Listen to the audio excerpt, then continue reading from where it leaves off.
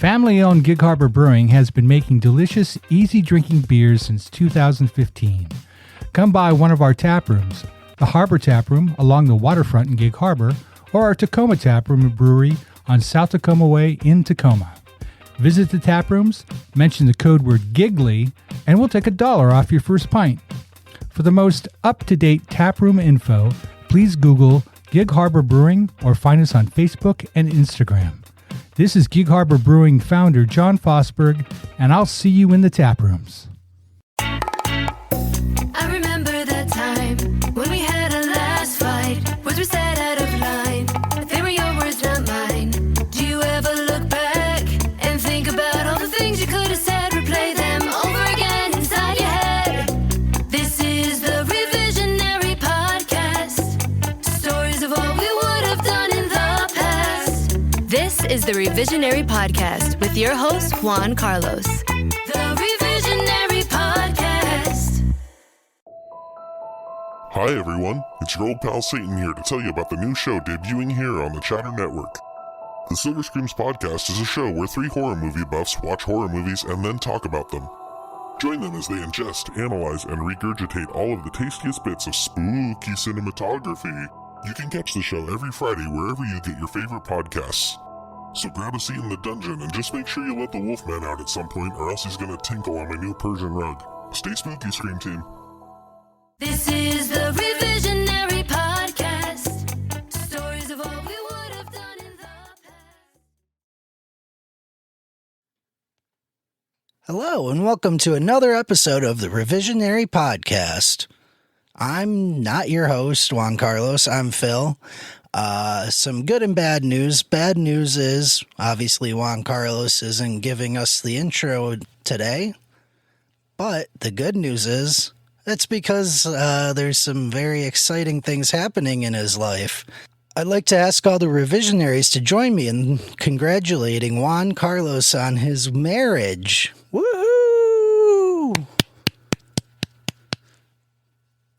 Okay, it doesn't sound that impressive when I'm clapping by myself, but promise me that everyone else was clapping too, okay? Anyway, we gave Juan Carlos a week off of his intro and outro duties so that he can enjoy some honeymoon with his new wife. So without further ado, let's get into the show. This week on the show, we have Cheri Hardman. Here's the call. Hello, Cheri. How are you? I'm great. How are you? I am doing phenomenal. Thank you so much for joining us on the Revisionary Podcast.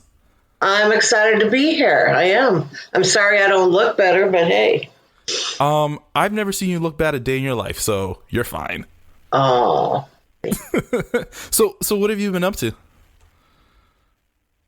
I've just been working. I'm getting ready to go on a trip, so I've been kind of prepping for that, but doing a lot of comedy and, the usual. I've got the podcast that I do with Andy Vargo, Scrutiny with Cheri and Andy, and I'm trying to get caught up on editing. Sometimes, as you probably know, if you snooze, it builds up really quickly. Oh, I know. That's why I'm going to take this moment to do this. Shout out to my producer, Phil Bowen, because I could not do this podcast without him. I'd be super behind. Yeah, so it's important. I try to stay on top of it, but I am only human, and I have failed recently. So I've been working on trying to catch up, is what I'm saying. I understand. So I wanted to ask you a few questions since I have you here anyway. You've had quite a 2021. You had quite a 2021, and was it 2019 or 2020? So let me rephrase it. You've had quite a few runs. You've been just killing stuff in the Pacific Northwest. Let's see. So you are the reigning champion for the Tacoma Comedy Voice, correct? Yes. What was that like? Like going through the competition? The competition was really good. I learned that I agonized a little bit too much about what set I was going to do. Mm-hmm. Should I do a different set every time? Like, don't worry about that kind of stuff. Like I'm giving advice, but I'll just give advice. It's more about, your connection with the audience and your confidence on stage. Right. And Okay. of course, you have to have good material. But if you've got a lot of good material, don't agonize over which thing to use. Just take what you know is your best. Even if you do the same stuff over and over, it doesn't really matter. So, I mean, and I will say that as just someone who has watched you perform a few times, that not only is that something that you're really good at, but you're also really good on your feet. Because I've actually watched you, go into a joke, didn't get the response it normally gets, and then immediately pivot and then hit with something even stronger and get a bigger laugh. And I'm like, wow, she's incredible. well, thank you. That's good to hear. So, Yeah. so you did that, and let's see, what else did you? You were also top 3? Correct me if I'm wrong. Yes. In Place. funniest MFers in the state of Washington at Nate Jackson's Comedy Club, right? Yeah, that was exciting. I came in exactly where I knew I was going to come in. Really, you expected 3rd place? I knew I was going to be 3rd because I knew there was no way I was beating Bo Blast or Debbie Wooten. So I knew I was going to do as well as I could, except for I was, you got a couple of legends there that are just like, they have so much community support and a lot more experience than I do. So Of course. being 3rd, I was super happy with. It's funny because I remember watching you on the first night, and just for those of you guys listening, I also got to participate in the competition. Cheri and I were actually in the same bracket, if you will, in the first round. And so I got to watch her just crush it on stage in that first round. And I don't know, it was like some legendary stuff. You watched her walk off stage and everyone's like swarming her. And I was like, yeah, she knows she moved through. No one's questioning this one. Yeah. I mean, when you do really well, you know you did really well. So Yeah, no, absolutely. Do you, let's see, and you've also been performing all over the country. I think I've seen you performing in Vegas recently. Is that what it is? You're doing a tour? I do. Yeah, I did Vegas a couple times. How did I love Vegas. Is like, if I had an ultimate career goal, it Right. would be to move to Vegas and have my own comedy room there. really? Why Vegas? What about Vegas just draws you to it? Well, for one thing, I like to gamble, but secondly, that's where I did my very first open mic, was on the Strip in Vegas. So it kind of ties together with comedy in my heart, Got it. Now, let's why don't we go ahead and jump right into this. Cheri, the stage is yours. Go ahead and tell us your story. All right. So I was in a long 10-year off and on relationship with my son's father that was very toxic. Let's just say it was toxic. He was an alcoholic and a sex addict, and it caused a lot of chaos in my life. And so when we split up, I was really kind of messed up for a while, and I was just trying to figure out how to make myself whole again, let's just say. So after some investigating, I realized a lot of my relationships were with alcoholics. So I ended up in Codependence Anonymous. So Codependence Anonymous is kind of hard to explain. It's hard to explain what is a codependent person. But Okay. the one thing they say is the only requirement for membership in CODA, which is what it's called, is a desire for healthy and loving relationships. Okay. I mean, that can apply really to anyone, So I just want to back up here, just make sure that I understand this completely. Okay. The codependency isn't necessarily to a substance; it's in reference to a person. Right. Okay. So if you're having unhealthy relationships all the time, or you notice that you are, attracted to alcoholics and drug addicts and Got dysfunctional it. people, and I am a magnet for that. If I walk in the room, Sure. and I'm using this term inappropriately, but the craziest person in the room is going to be right to me.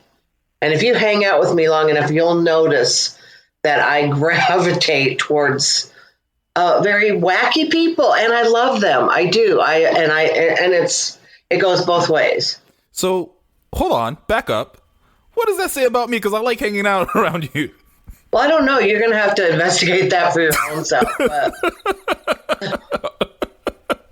Okay. yeah. Gotcha. So But also I've done a lot of work on myself. So Sure. I do, like the people that I choose to be in any sort of relationship with are better because I've done the work.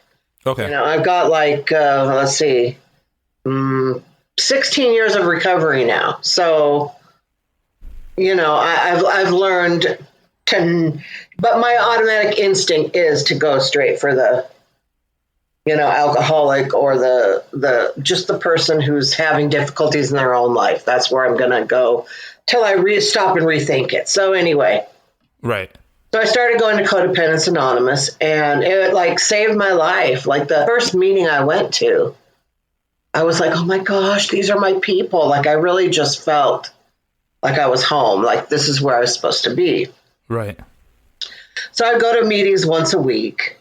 And then I kind of got on the board and, so there would be other meetings and then there was retreats and stuff like that. And there was this guy that would come through occasionally. I think he lived in Canada, but so he wasn't always around. But when he would come to town, he'd always wear a suit. He always had a suit on, and he knew his stuff. Like he could quote books on codependency, and he always had the right thing to say. And I developed like a little crush on him, Right. I mean, this went over a period of time, and it was just like, that's the kind of guy I would really like that knows all this stuff. And so I think he's working on his relationship skills. That's exactly what I need. And I remember one time we had a retreat and I had a dream. I dream crazy stuff. And I had a dream that night that we were actually there for a bachelor auction. And so when I came out to breakfast the next morning, I was telling them about it. And of course they thought that was the funniest thing because all these guys were not bachelor auction material, but anyway, so I remember him teasing me about that ever since then. It was always about my crazy dreams. Anyway, he eventually asked me out. Wait, hold on.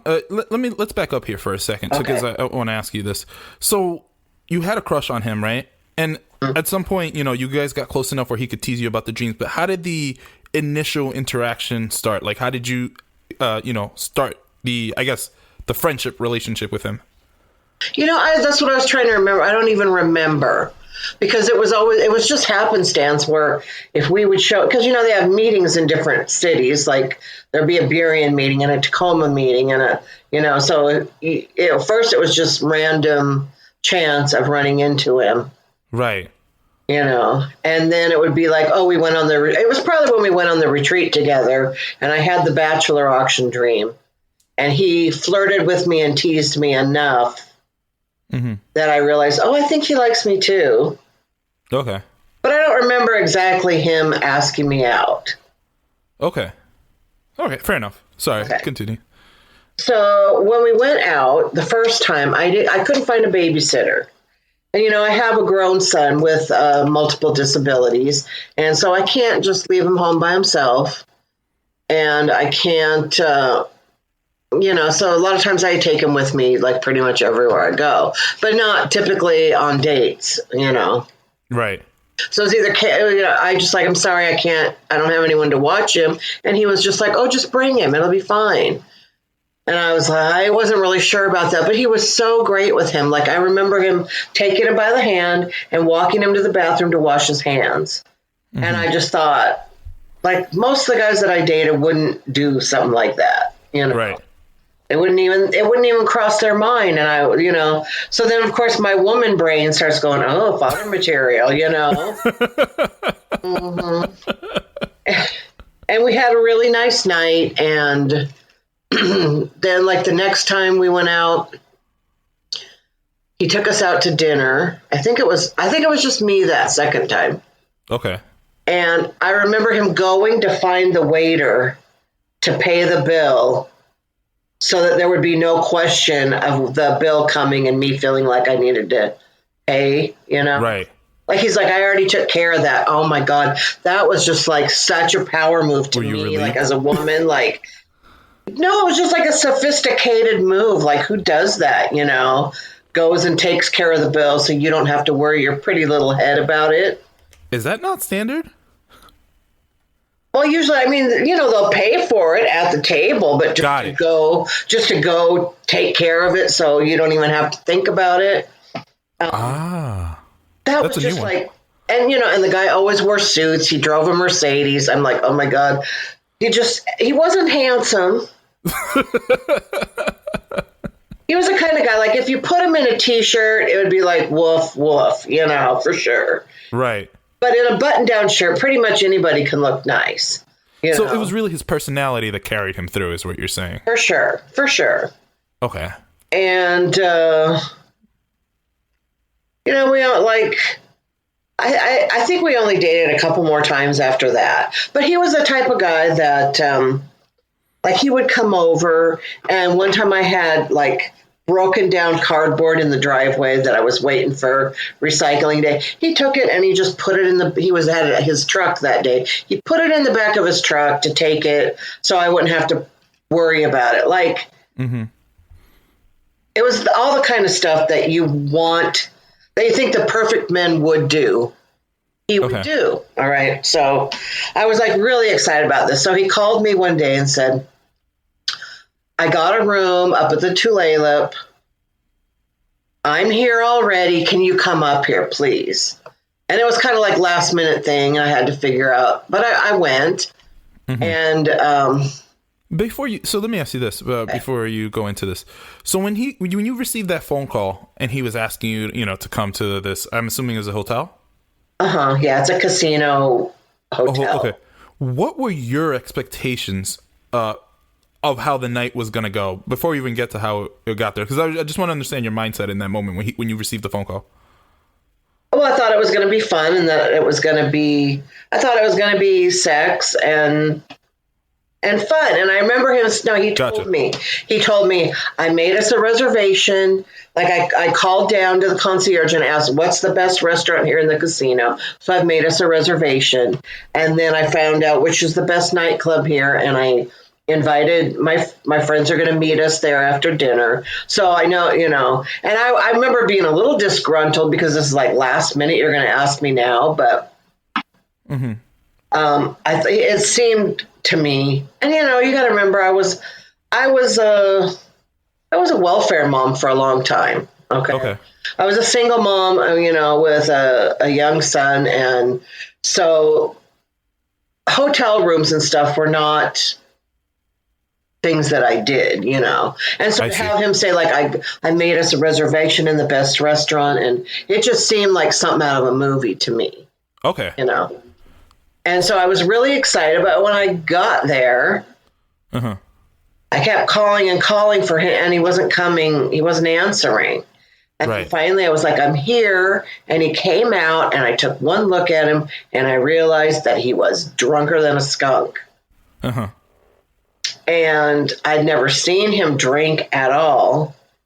And I got to say that a lot of times codependency and alcoholism go hand in hand. I see. Because there is a big school of thought that everyone that's alcoholic or an addict is codependent, and that's how they're dealing with it, with their codependency issues, is by drinking or self-medicating. So there are a lot of people that are in Codependence Anonymous that should really be in AA. Okay. And so my thought was that he had been sober, but he wasn't anymore. I see.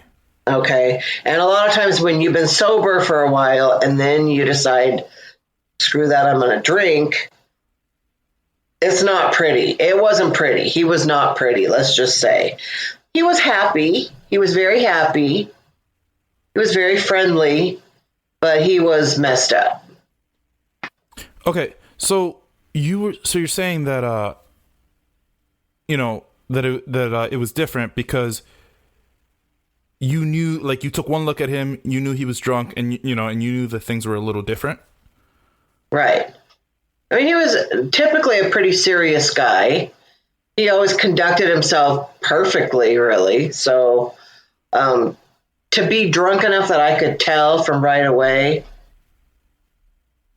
I was, first of all, very disappointed. It wasn't like, oh, looks like he's been drinking. He's a little bit loose. This is going to be fun. It was way beyond that.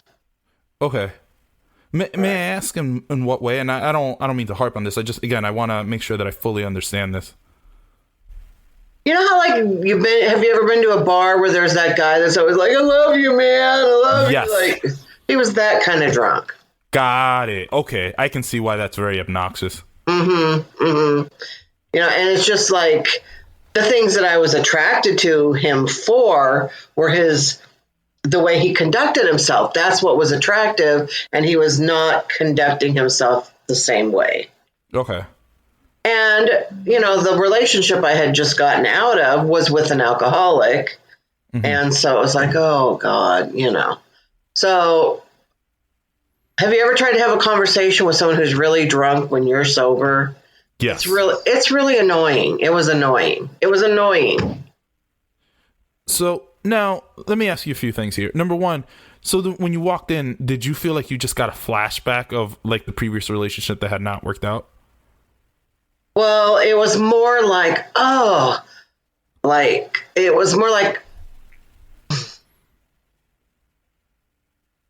felt like I'd been duped. That's what it was. I felt like this guy had presented himself as one thing, and now I was seeing something else. And it was like, that's how my relationships always were, but nobody had really masked their problems as well as he had. I mean, and so I took it to the other extreme. I mean, maybe it was just one night where he was just really having fun and he got a little, but it wasn't like, he wasn't tipsy. He was drunk. He was drunk. Well, so right. Now, did dinner in the nightclub ever happen? Well, you'll find out. I'll tell you really quick here. Oh, okay. Sorry.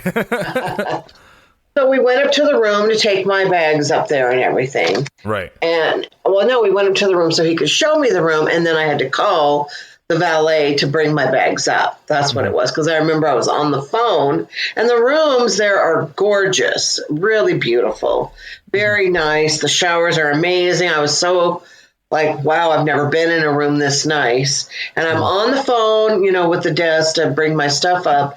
And he came behind me and started spanking me. Oh. Yeah, and actually he yanked my pants down. Oh. Like he not only like spanked me, but he yanked my pants down, and I was like, this is the weirdest thing ever, Yeah. So I'm on the phone and I'm like trying to say, stop it, And then I'm like, he's spanking me hard, and it's not like a slap. It's more like where he's hurting my back. He's hitting me so hard. Oh, so you mean like it was less like seductive and more like disciplining a child? What? Like I think he was trying to be seductive. Just so we're clear, for those of you guys listening, I am in no way, shape, or form suggesting that you should discipline children by hitting them. I was just more trying to think of the least seductive thing possible in that situation. Yeah, I mean, he was hitting me, but he was acting like he was doing it playfully, but it was hurting. Right. And here I am. I'm trying to hold the phone and pull my pants up and fend him off. And then we went and sat down, and I'm telling him that I'm not very happy about the situation. Mm-hmm. And I remember him pulling my breast out of my shirt and biting my nipple. So, first of all, I'm not into pain. I don't like it. I've never said that I liked it. Mm-hmm. Whether he was really thinking he was being sexy or whether he was really trying to hurt me, I don't know. But I remember just standing up, screaming at him to go F himself, and left. Mm-hmm. And I never saw him again. I wrote him an email because I waited a couple of days for an apology that never came. Right. And then I wrote him an email, and he was really mean and nasty to me in the email. Like, well, I'm sorry if you feel like you need an apology, but you're not getting one, basically. And what was his stance? Like, what did he say was happening in the situation? Like, how did he defend that? He didn't feel the need to explain at all. And so I felt totally gaslit by that. Right.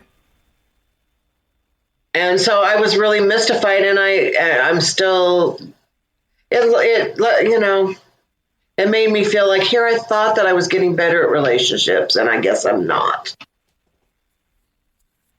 So did you feel like it was a step back from some of the progress that you had made in the meetings? Mm-hmm. Yeah, because I felt like I was getting well, and this showed to me that I was still sick because I was still attracting sickness. I see. And let me ask you this. Was there any part of you that was upset because of the effort that you had to go through to be there that night? Well, yeah, I was irritated by that, but it was more, I'm used to being irritated, It was more just a soul-crushing sadness that I felt about this, and the anger of being treated like that, and yeah. Okay, and so you only exchanged one email after it was all said and done? Mm-hmm. And you left, right? You didn't spend the night. I just want to be clear. No, yeah, okay. I left. My bags didn't even make it to the room. Okay. Because I'm almost curious. Like, I wish we could find out what was going through his head. What did he have to be angry about? Because it seems to me that anyone who would refuse to apologize to you must have felt that you wronged them in some way, shape, or form, and I can't figure out why. I mean, you know me, I'm a nice person. I'm not mean to people. I'm not rude, Right. So, yeah. No, that was all. I feel it was all just part of his whatever sick thing that he did with people. He let me into his little dark secret, and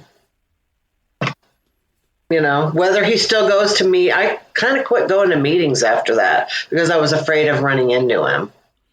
See, I almost feel like that's the worst part, because you were seeking help, you were trying to get better, and now, an obstacle has presented itself that stopped you from seeking the help that you were looking for. Mm-hmm. It's true. But it wasn't long after that I met my husband, and I remember driving down the street with my husband one day and kind of being sassy to him in the way that I was sassy to men back then, as like a protection, Mm-hmm. And I remember looking at him and seeing, I could almost cry right now, and seeing that it had wounded him. Mm-hmm. And I remember just hearing a voice in my head say, "You don't have to do that with this one. He's safe." Right. Well. So I had learned something. Right. I did finally pick a good man, but it's all live and learn, right? It's all perspective. So, all right, let's unpack this a little bit too.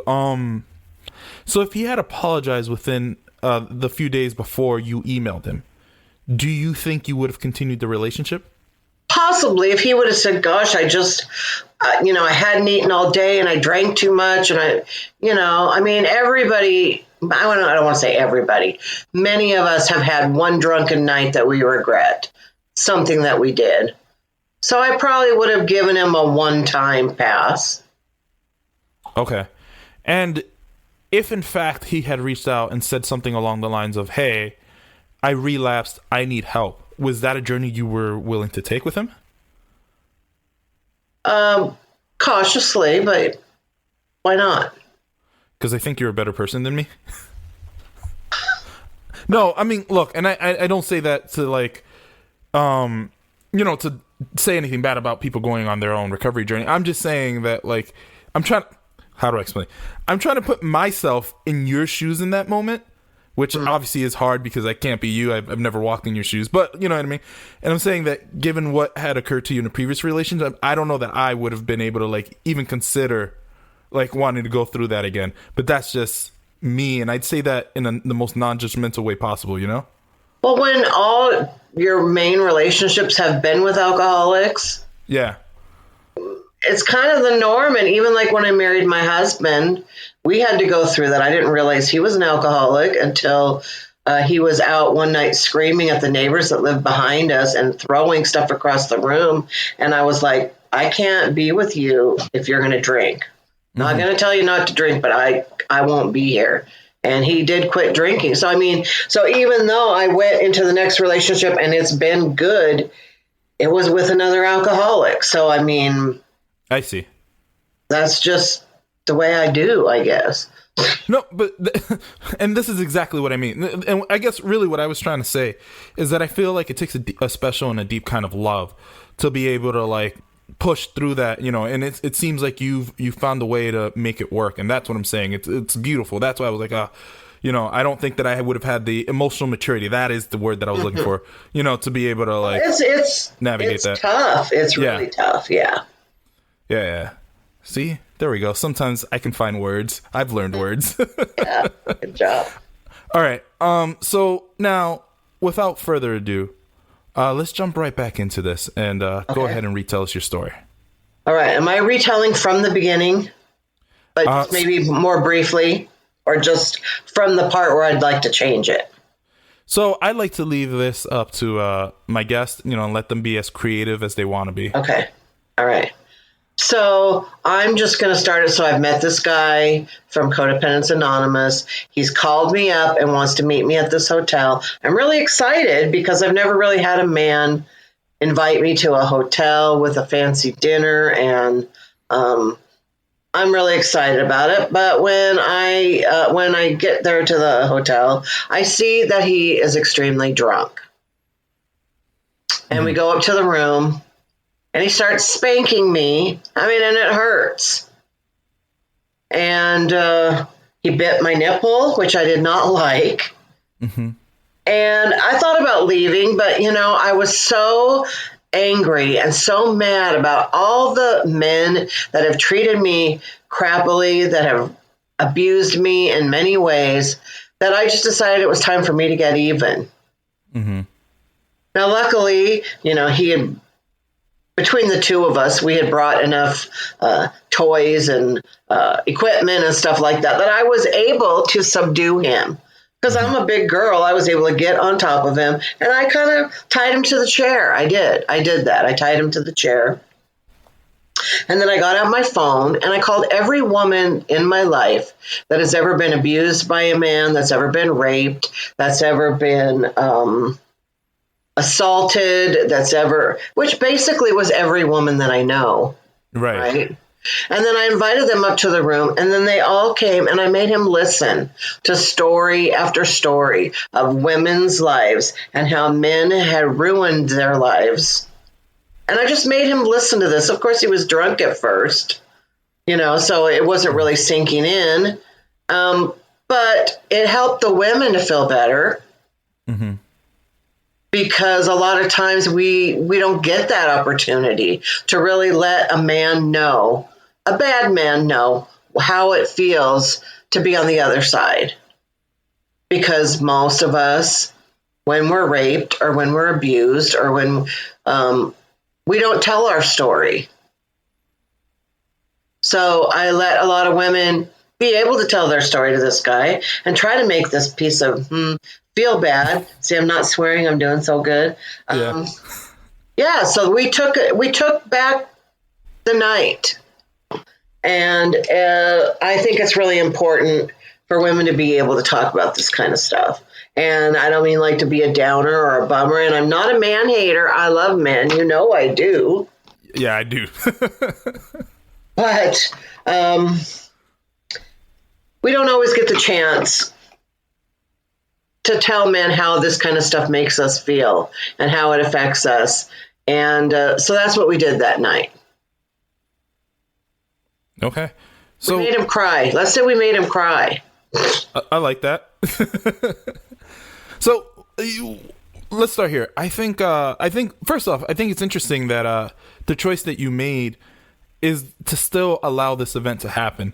And I guess ultimately is because and I'm just speaking for you, so you can cut me off at any point. But it seems to me like what was more important to you was more uplifting your community and giving women a space to like, speak about it and hopefully have some healing. Is that correct? Well, for sure. And just take back it was taking back the power. I felt like he took away my power that night. I felt like that. And so I wanted to take, I bet someone feels pretty powerful when they're spanking and physically hurting another person. And yeah, I didn't want him to feel powerful anymore. So let me ask you this. This is something that I like to do on this podcast because I always think it's a little interesting. And so I apologize a little bit, but walk me through what you think, like how you think that night was developing through his eyes. Like starting with the phone call, like if you had to put yourself in his shoes, given what you know about him, how do you think that night went? I don't know, because that's confusing to me. Like, in my eyes, like my first thought is that he thinks I've got a hot woman in my room. She's ready for some action. We're going to have drinks. We're going to party. And she's sexy, and I'm going to give her a little spanking. And I think he thinks that he's being sexy, but I don't think it's just that. Okay. But it wasn't just that. Otherwise, he would have freaking apologized to me. Right. So I don't know what was in his head. I don't understand, and I still don't. By the way, the only thing that I can think of, and I want to make some abundantly clear to everyone who is listening, this is not, what I'm about to say is not a defense. In fact, I'm actually saying the opposite. I'm actually saying that this is super bad. But the only thing I could think of is that in his mind, he must have been thinking, oh, I spent so much money on this hotel room. I've done nothing but been a gentleman.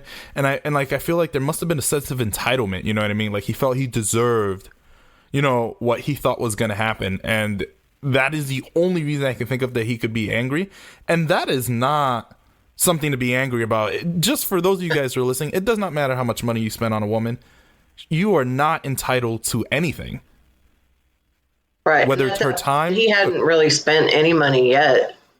Well, no, I'm saying, because he took you out to dinner, you said, and like, you know, the hotel room. Oh, you mean previous times? Yeah. Yeah, because I never got any dinner that night. Right. Well, that's the worst part. You should have opened with that. To eat, God. We know I like to eat.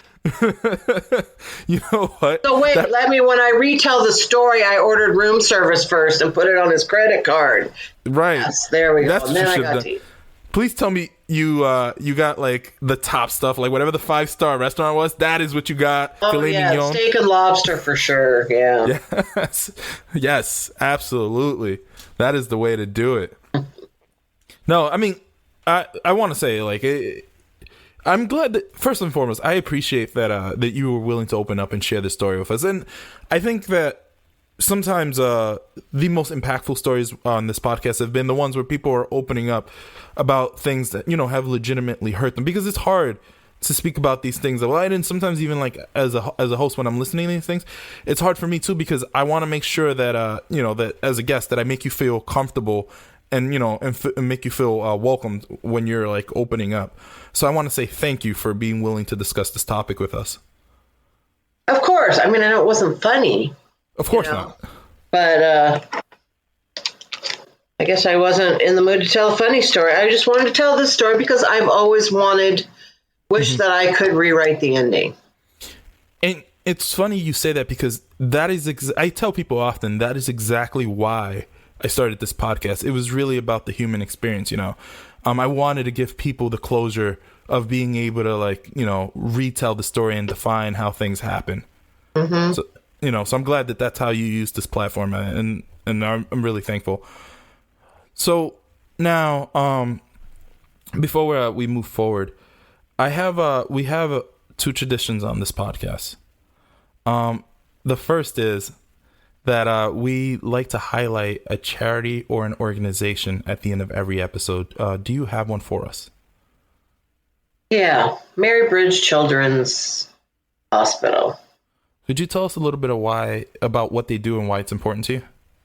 Mary Bridge is along with Children's Hospital. This is a Tacoma version of, this is the premier Children's Hospital. My son spent a lot of time at Mary Bridge as a baby, and there's nothing harder.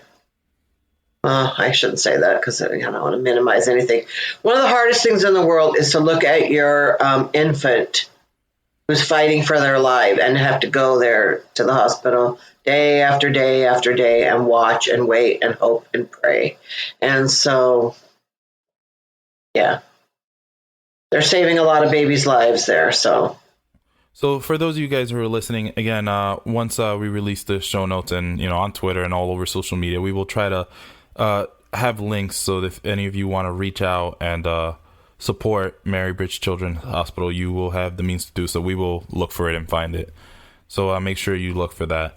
And then the last tradition that we have on this podcast is at the end of every episode, we like to ask our guests if they can share a quick childhood story that puts a smile on their face. oh gosh, I wasn't prepared for this. I did my homework and I watched an episode.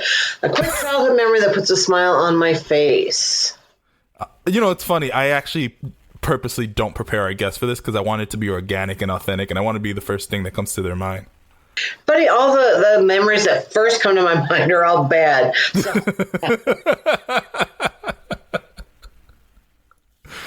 I remember going to my grandma's house. Sure. And she would cook chicken and dumplings. Uh-huh. And just the smell in the kitchen. And I remember the pressure cooker.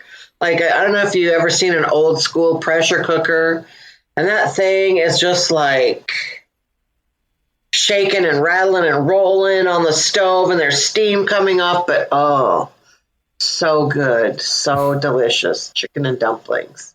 My grandma, who I love so much. So that's really it. My food. The fat person picks food as her favorite memory. Surprise, surprise. No, I look, there's nothing wrong with that. I think that, like, I remember, like, let me rephrase it. I do feel like food is just one of those, like, important, like, characteristics of, like, grandparents. Like, when I think of my grandparents, I also think of food, like, just going over and eating there all the time, because it's just like it's a different type of love when your grandparents cook for you, in my opinion, because your parents have to feed you, you know what I mean, they like legally have to keep you alive. Your grandparents do not. They have so they do it out of just sheer love. Right Everything is about love from grandma and grandpa. That's just no, my grandma was a really great cook, and in fact that's what she did for a living, is she was a line cook. And so she knew her stuff. And I've tried to recreate the chicken and dumplings. It is not the same when I cook it. So it's because it doesn't have that extra juju, I know. Yeah. Oh, man. Well, I want to say thank you so much for coming on the Revisionary podcast. Before we hang up here, I did want to ask you, do you have any last words for the Revisionaries? It's never too late to change your story. It's never too late to change your story. You can always give it a happy ending somehow. Well said. And I will add on to her last words. If any of you guys are struggling out there, just know that, you're not alone. There are other people who have gone through this. So I'm not one to say to speak up or don't speak up, because I don't know, what you're going through. But if I'm sure that if you look for a community and enough support, I'm sure there are organizations and people out there who are more than willing to support you and help you, begin the healing process in some way, shape, or form. Yeah, and if you are having difficulty with relationships in particular, go check out a Codependence Anonymous meeting. They do them online now and everything. So there you go. Cheri, where can we find you, or where can we follow you? CheriHardman.com is the best way to find anything Cheri Hardman related.